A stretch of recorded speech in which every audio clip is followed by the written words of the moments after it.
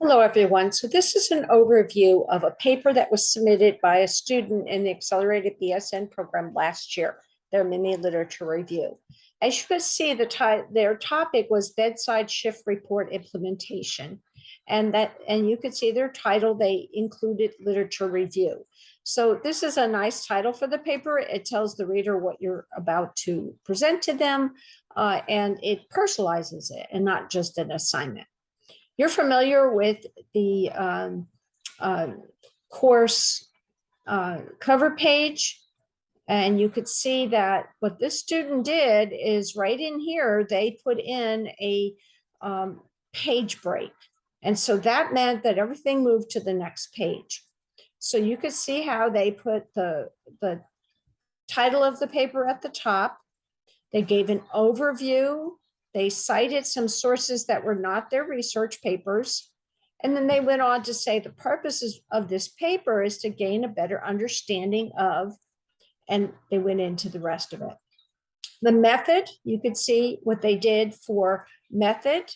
They said a comprehensive review. That technically isn't correct. You could say 9 articles would be more correct.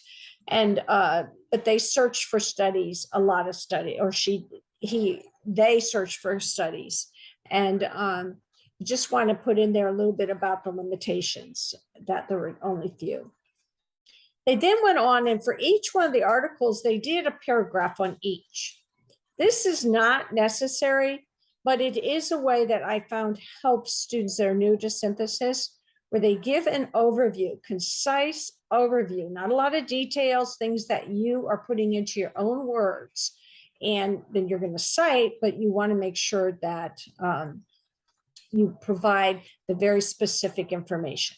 So you can do this within the synthesis part, and if you're familiar with doing a synthesis, you are welcome to do that. But I found that students that are starting off, sometimes it really is helpful for them to do a very concise overview of each of the studies.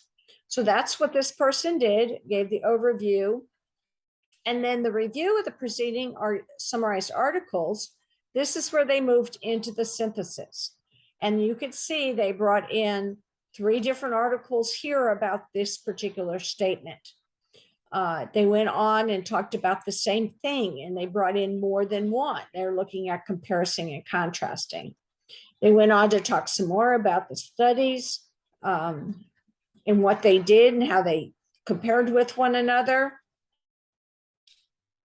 And here they put the alternative, despite understand the rationale and acknowledging the national recommendation, it appears there's opposition from nurses. Well, this is very interesting thing to pull out. You could see that all 3 of these papers support that statement.